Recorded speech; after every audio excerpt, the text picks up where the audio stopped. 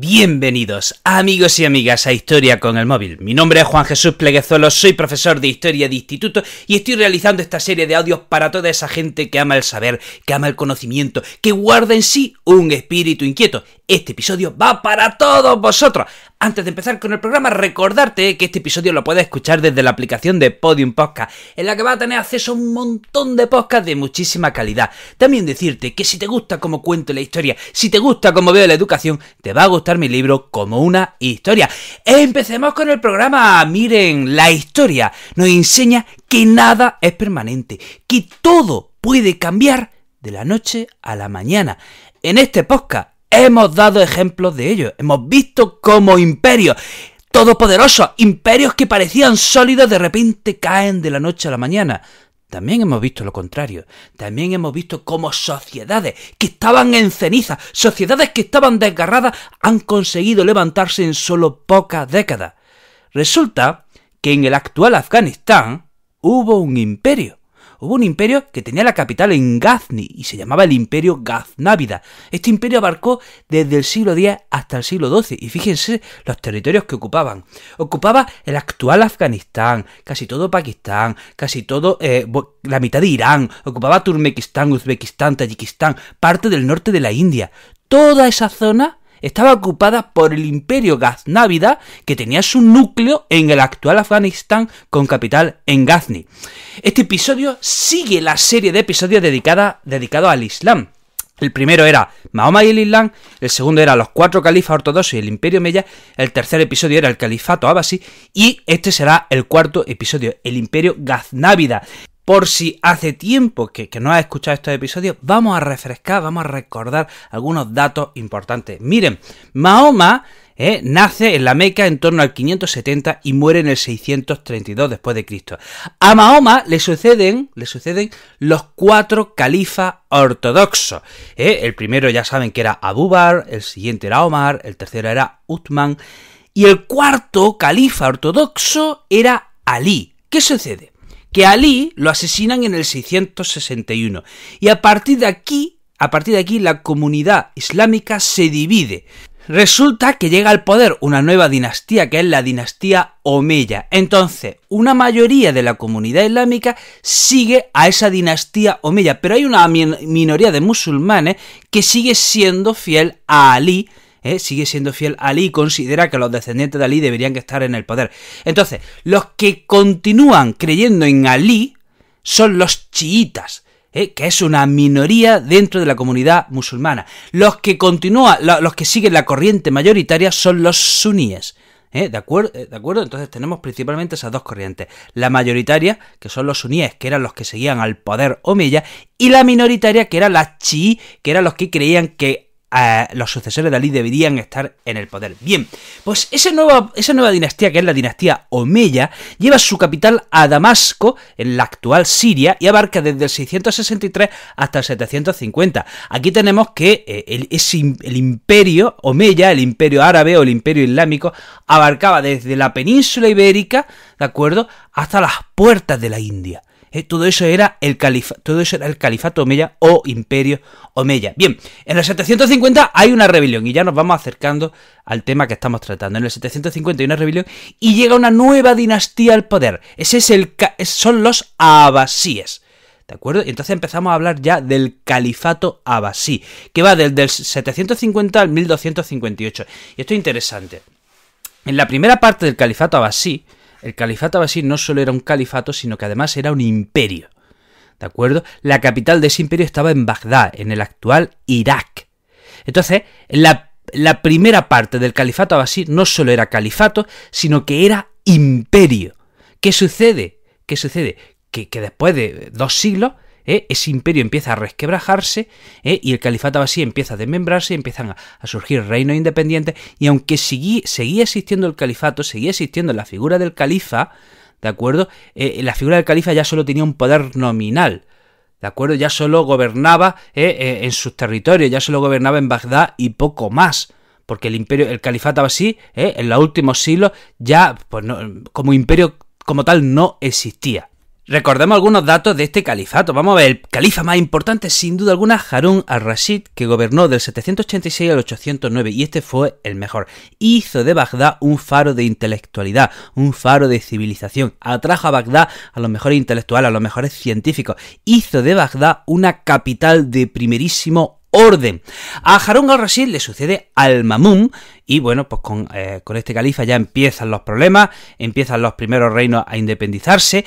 Al-Ma'mún le sucede al-Mutasim, que va del 833 al 842. Quédense con este dato. Al-Mutasim empieza a utilizar en su corte a mamelucos. ¿Quiénes son los mamelucos? Los mamelucos son esclavos guerreros, ¿de acuerdo? Los mamelucos son esclavos guerreros. Solían venir de Asia estos esclavos, y muchos de ellos eran de tribus túrquicas, o sea, turcos, ¿de acuerdo? Entonces, este califa al-Mutasim empieza a utilizar en su corte, repito, a mamelucos que son esclavos guerreros, ¿vale? Que la mayoría vienen de Asia y la mayoría pertenecen a tribus túrquicas. Bien, y bueno, hay que decir que a finales del siglo X ya el califa ya prácticamente no tiene poder.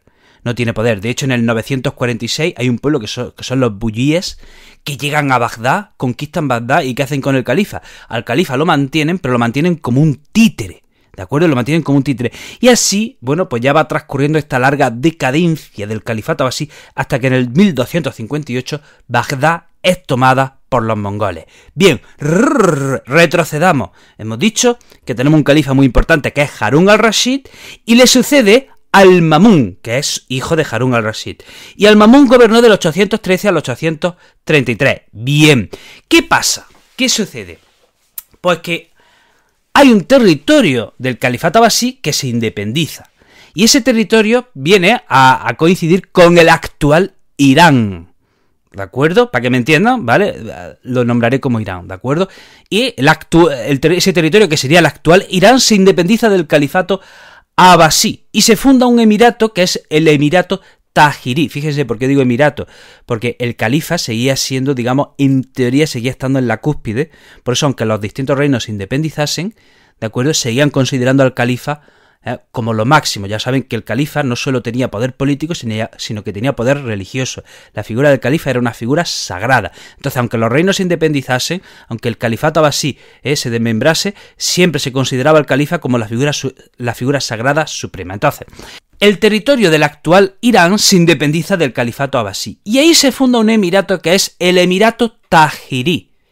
A ese emirato le sucede al poco tiempo otro emirato que es el Emirato Safarí, y en el año 900 ahí se funda un emirato que es el Emirato Samánida, ¿de acuerdo? Año 900, en los territorios del actual Irán, que ya saben que Irán está al lado de Irak, al lado de Bagdad, al lado donde está el califa abasí, ¿de acuerdo? Entonces, en el año 900, en los territorios del actual Irán, se funda el Emirato Samánida, y quedémonos con esta foto, ¿de acuerdo? Quedémonos con esta foto, territorio del actual Irán, hay un emirato que es el Emirato Samánida.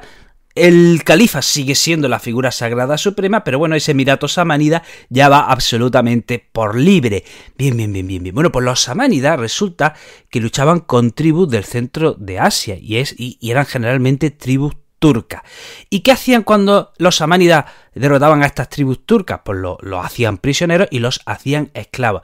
¿Y qué hemos dicho que se hacían con muchos de esos esclavos? Se les convertía en guerreros, ¿de acuerdo? Se les metía en el ejército y eran esclavos guerreros. ¿Qué nombre tenían esos esclavos guerreros? Los mamelucos. Bien, pues hay una familia de mamelucos en el Emirato Samánida que empieza a hacerse muy, muy importante, que llega a ocupar altos cargos en el ejército. Con el tiempo a esta familia se le ha llamado la familia Gaznávida. Bueno, pues hubo un general mameluco muy importante que llegó al máximo rango militar, que se llamaba Alp-Tigin.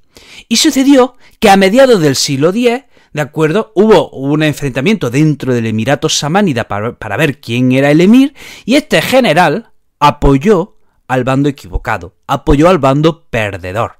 ¿De acuerdo? Había dos candidatos a los emires, empezaron a enfrentarse, este general se puso de parte del perdedor, así que cuando quien gana ese enfrentamiento es nombrado emir, Alp-Tigin se refugia en el actual Afganistán, ¿de acuerdo? este general, se refugia en el actual Afganistán. Y en principio, ojo, sigue reconociendo la autoridad del emir samánida. Pero Alp-Tighin ya está en el actual Afganistán, en esas montañas, ¿de acuerdo? Temeroso de que el emir tomase represalias contra él.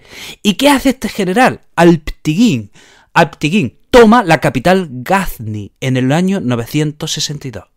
Año 962 después de Cristo, ¿de acuerdo? El general Alp-Tighin toma la capital Ghazni, ¿vale? Y entonces durante los siguientes años los sucesores de Alp-Tighin son gobernadores del emir samánida en esa capital, Ghazni. ¿Y qué hacen desde Ghazni? Pues ampliar los territorios, como por ejemplo a costa de los territorios que estaban en la India. Y este es el núcleo, este es el origen de ese imperio, que es el imperio Ghaznávida, ¿vale? En el año 977 llega al cargo un general que este es el verdadero fundador del imperio Ghaznávida. Estamos hablando de Sebük-Tegin, que gobierna del 977 al 998. Miren, pues Sebük-Tegin continúa atacando los reinos del norte de la India, llega a hacer prisionero a un rey de la India, y resulta que el emir samánida le pide ayuda, y Sebük-Tegin le da ayuda al emir samánida. ¿Y qué hace el emir samánida? Pues lo recompensa con más y más tierra, de manera que Sebük-Tegin acaba teniendo bajo su control, bajo su gobierno, numerosas tierras. Que sí, que el emir samánida en teoría está por encima de Sebük-Tegin, pero este hombre ya es independiente, ¿de acuerdo? Ya se está forjando, ya podemos hablar de imperio Ghaznávida. Aunque en la teoría por encima esté el gobernador, el emir samánida, Sebük-Tegin ya tiene, pues eso, se está forjando un imperio. A Sebük-Tegin le sucede Mahmud en el año 998, que gobierna desde el 998 hasta el 1030. Es muy famoso Mahmud porque este fue, el más importante de todos. Este fue el más importante de todos, y realizó 17 expediciones contra los reinos del norte de la India. 17 expediciones despiadadas. O sea, llegó por ejemplo, en Kathiawar, fue a un templo, lo destrozó por completo, y en ese ataque murieron 50.000 hindúes. Y ahora voy a hacer una pregunta. Para los alumnos más aventajados. O sea, si me respondes a esta pregunta,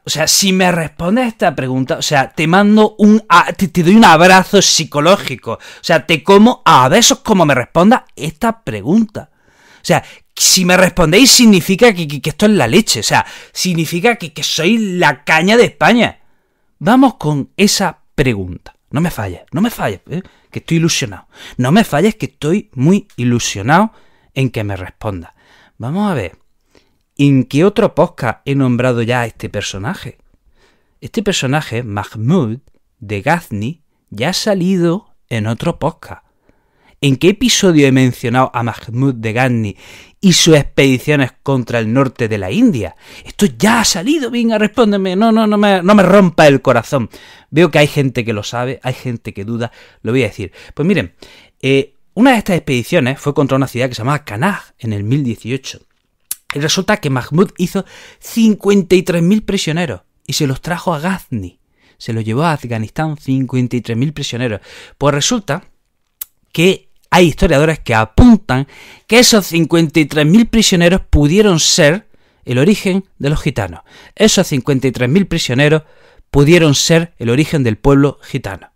¿De acuerdo? En el podcast Historia del pueblo gitano hablo de esto y se apunta.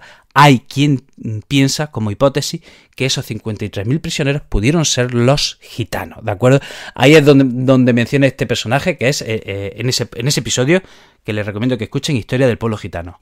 Y bueno, no solo es conocido por esas 17 expediciones, sino que Mahmud era suní, ¿de acuerdo? Y había un sultanato chiita que se llamaba Multán. Bueno, pues también lo elimina. Y fíjense que si bien Mahmud se mostró absolutamente despiadado en sus conquistas y en sus expediciones, hubo otros aspectos en los que pecó de benévolo. Resulta que su hermano se rebeló contra él, Mahmud derrota al hermano, pero le respeta la vida.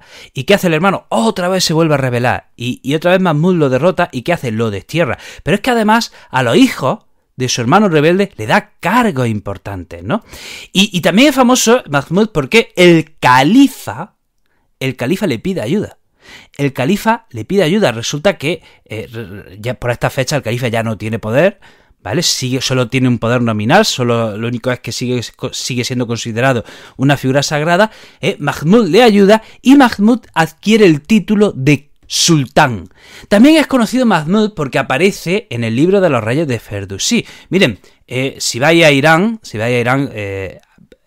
os hablará mucho de un poeta nacional en Irán, que es famosísimo, muy querido en Irán, que se llama Ferdowsi, que escribió el libro de los reyes. Y el libro de los reyes es una epopeya que trata sobre el origen de Irán y sobre todos los reyes de Irán. Bueno, pues Mahmud aparece en el libro de los reyes, ¿de acuerdo? Mahmud es parte, tiene un episodio dedicado en el libro de los reyes de Ferdowsi.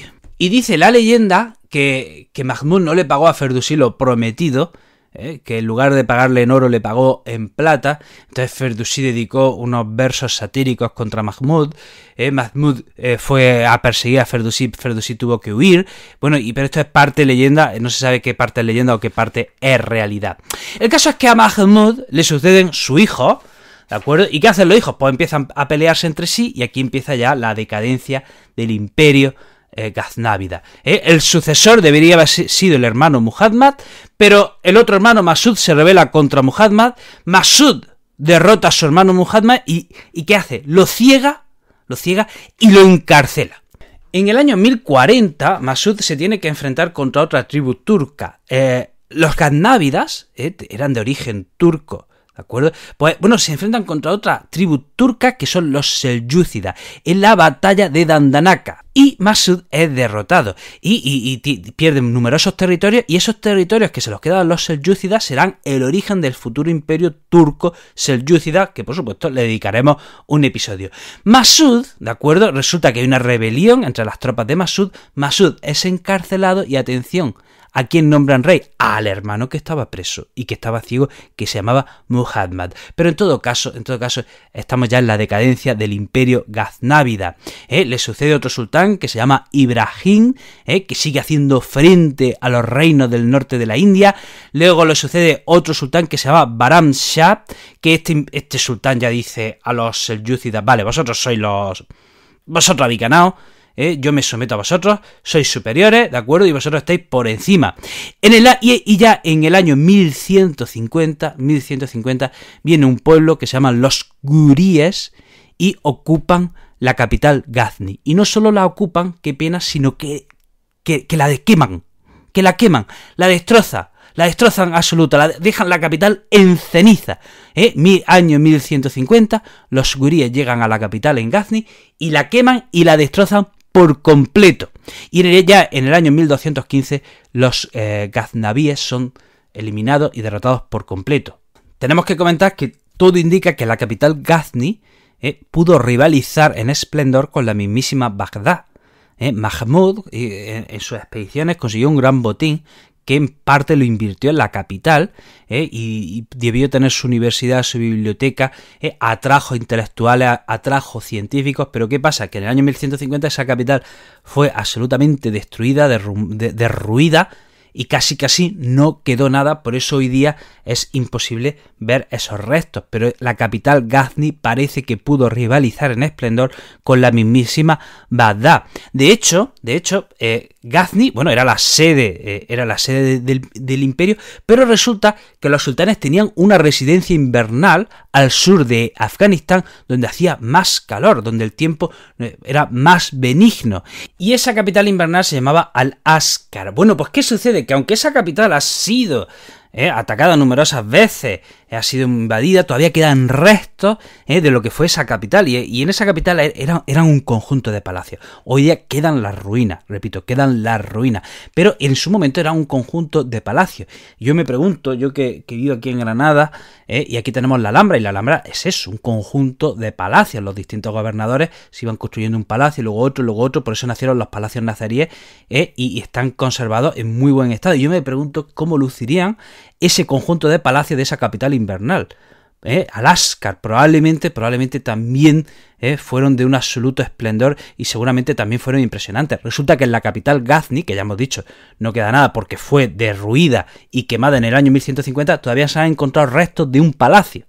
Pero poco más, hasta el momento se ha encontrado de lo que fue la capital del gran imperio gaznávida. También tenemos por Afganistán, resulta que los gaznávidas construían torres que las situaban por Afganistán. Torres decoradas, torres muy bien decoradas, y llama la atención porque esas torres al principio se pensaban que eran minaretes de mezquita, parece que no, luego también se pensaban que eran torres para conmemorar victorias, y hay una teoría también que dice que esas torres son, ¿cómo decirlo?, como faros, como indicadores del camino. Por ahí pasaban las caravanas y esas torres indicaban que se estaba en el camino correcto. Y como comentaba, la decoración de esas torres es indicativa de una sociedad muy, muy refinada.